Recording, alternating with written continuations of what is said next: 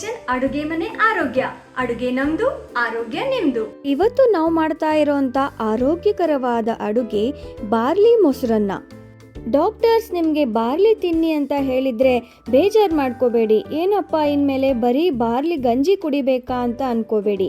ಬಾರ್ಲಿಯಿಂದಾನೇ ರುಚಿ ರುಚಿಯಾದ ಆರೋಗ್ಯಕರವಾದ ರೆಸಿಪಿಗಳನ್ನ ಮಾಡಿಕೊಂಡು ಹೆಲ್ದಿಯಾಗಿರೋಣ. ಹಾಗಾದರೆ ಬಾರ್ಲಿ ಮೊಸರನ್ನ ಮಾಡೋದು ಹೇಗೆ ಅಂತ ನೋಡೋಣವಾ? ನಾನಿಲ್ಲಿ 3/4 ಕಪ್ನಷ್ಟು ಬಾರ್ಲಿ ತಗೊಂಡಿದ್ದೀನಿ. ನೀವು ನಿಮ್ಮ ಅಳತೆಗೆ ತಕ್ಕಾಗೆ ಎಷ್ಟು ಜನ ಊಟ ಮಾಡ್ತಾ ಇದ್ದೀರಾ ಅನ್ನೋದ್ರ ಮೇಲೆ ನೀವು ತಗೋಬಹುದು. ಈಗ ಬಾರ್ಲಿನ ನಾನು 2-3 ಗಂಟೆಗಳ ಕಾಲ ನೆನೆಸಿಟ್ಟಿದ್ದೀನಿ. ನೀವು ಕೂಡ ಬಾರ್ಲಿನ ನೆನೆಸಿಟ್ಟೇ ಬಳಸಿ, ನೆನೆಸದೆ ಬಳಸಬೇಡಿ. ಈಗ ನೆಂದಿರೋ ಬಾರ್ಲಿನ ನಾನು ಕುಕ್ಕರ್ಗೆ ಹಾಕೋತಾ ಇದ್ದೀನಿ. ಆಮೇಲೆ ಅದೇ ಕಪ್ಪಲ್ಲಿ 3 ಕಪ್ನಷ್ಟು ನೀರು ಹಾಕೋತೀನಿ. ನೀವು ಇನ್ನೂ ಮೆತ್ತಗೆ ತಿಂತೀರಾ ಅಂದರೆ 1 ಕಪ್ ನೀರು ಆ್ಯಡ್ ಮಾಡ್ಕೋಬಹುದು, ಏನು ತೊಂದರೆ ಇಲ್ಲ. ಅದು ನಿಮ್ಮ ಟೇಸ್ಟ್ ಮೇಲೆ ಡಿಪೆಂಡ್ ಆಗುತ್ತೆ. ನಾನಿಲ್ಲಿ 3 ಕಪ್ ನೀರನ್ನ ಆ್ಯಡ್ ಮಾಡ್ಕೊಂಡಿದ್ದೀನಿ. ನೀರು ಆ್ಯಡ್ ಮಾಡಿದ್ಮೇಲೆ ಕುಕ್ಕರ್ ಲಿಡ್ನ ಮುಚ್ಚಿಬಿಟ್ಟು 5 ವಿಸಿಲ್ಸ್ ಕೂಗ್ಸೋಣ.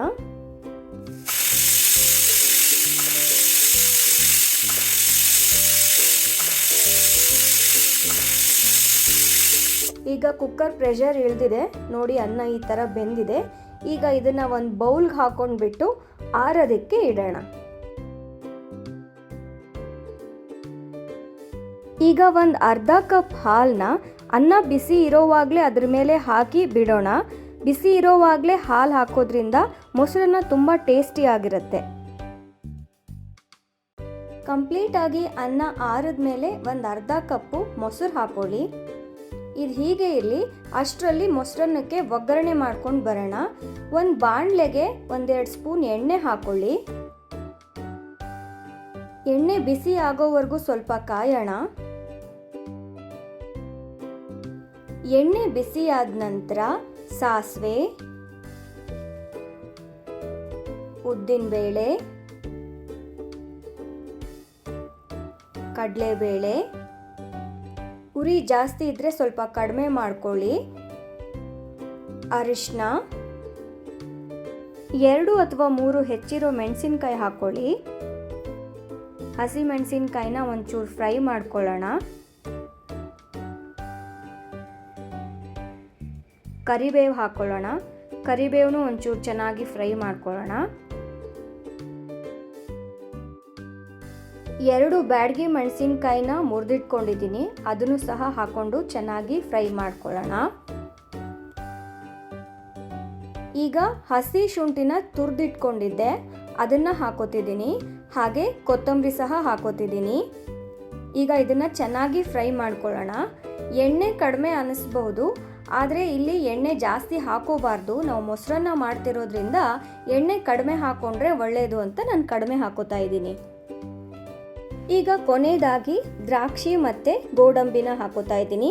ಅದನ್ನು ಸ್ವಲ್ಪ ಹಾಗೆ ಫ್ರೈ ಮಾಡ್ಕೊಳ್ತಾ ಇದ್ದೀನಿ. ಬಿಸಿನಲ್ಲಿ ಫ್ರೈ ಆಗಲಿ, ಚೆನ್ನಾಗಿರುತ್ತೆ. ಈಗ ಒಗ್ಗರಣೆ ರೆಡಿ ಆಗಿದೆ. ಇದನ್ನು ಮೊಸರನ್ನಕ್ಕೆ ಮಿಕ್ಸ್ ಮಾಡಿದ್ರೆ ಆಯಿತು. ಈಗ ಇಷ್ಟೊತ್ತಿಗೆ ಇದು ಚೆನ್ನಾಗಿ ಆರಿರುತ್ತೆ.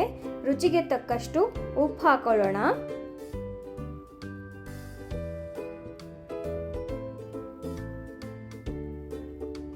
ಹಾಗೆ ಚೆನ್ನಾಗಿ ಸ್ವಲ್ಪ ಮಿಕ್ಸ್ ಮಾಡ್ಕೊಳ್ಳೋಣ. ಉಪ್ಪೆಲ್ಲ ಸ್ವಲ್ಪ ಚೆನ್ನಾಗಿ ಮಿಕ್ಸ್ ಆಗಲಿ. ಕಲಿಸ್ಕೊಂಡಾದ್ಮೇಲೆ ಈಗ ಒಗ್ಗರಣೆ ಮಾಡಿಟ್ಕೊಂಡಿದ್ವಲ್ಲ, ಅದನ್ನು ಇದಕ್ಕೆ ಮಿಕ್ಸ್ ಮಾಡಿಕೊಂಡು ಮತ್ತೊಂದು ಸತಿ ಚೆನ್ನಾಗಿ ಕಲಿಸ್ಕೊಂಡ್ರೆ ಆರೋಗ್ಯಕರವಾದ ರುಚಿಕರವಾದ ಬಾರ್ಲಿ ಮೊಸರನ್ನ ತಯಾರಿದೆ. ಈ ವಿಡಿಯೋ ಮುಖಾಂತರ ಇವತ್ತು ನಾನು ಕೊಡ್ತಾ ಇರೋ ಟಿಪ್ ಏನಂದರೆ, ಬಾರ್ಲಿನ ನೆನೆಸ್ಬಿಟ್ಟೇ ಬಳಸಿ, ನೆನೆಸದೆ ಯಾವುದೇ ಕಾರಣಕ್ಕೂ ಬಳಸಬೇಡಿ. ಕೆಲವೊಬ್ಬರಿಗೆ ಅದು ಡೈಜೆಷನ್ ಪ್ರಾಬ್ಲಮ್ ಕೂಡ ಆಗಬಹುದು. ಹಾಗೆ ಬಾರ್ಲಿನ ಬಳಸೋದ್ರಿಂದ ನಮಗೆ ಆಗುವಂಥ ಪ್ರಯೋಜನಗಳೇನು, ಹಾಗೆ ಅದರ ಹೆಲ್ತ್ ಬೆನಿಫಿಟ್ಸ್ ಏನು ಅನ್ನೋದ್ರ ಬಗ್ಗೆ ನಾನು ಇನ್ನೊಂದು ವಿಡಿಯೋ ಮಾಡಿದ್ದೀನಿ. ಆ ಲಿಂಕ್ ಕೂಡ ನಿಮಗೆ ಡಿಸ್ಕ್ರಿಪ್ಷನ್ನಲ್ಲಿ ಕೊಟ್ಟಿರ್ತೀನಿ, ತಪ್ಪದೆ ನೋಡಿ. ಈ ಹೆಲ್ದಿ ರೆಸಿಪಿ ನಿಮಗೆ ಇಷ್ಟ ಆಗಿದ್ದರೆ ಪ್ಲೀಸ್ ನಿಮ್ಮ ಕುಟುಂಬದವರಿಗೆ ಹಾಗೂ ಸ್ನೇಹಿತರಿಗೆ ಶೇರ್ ಮಾಡಿ. ಹಾಗೆ ಮರೀದೆ ಸಬ್ಸ್ಕ್ರೈಬ್ ಮಾಡಿ.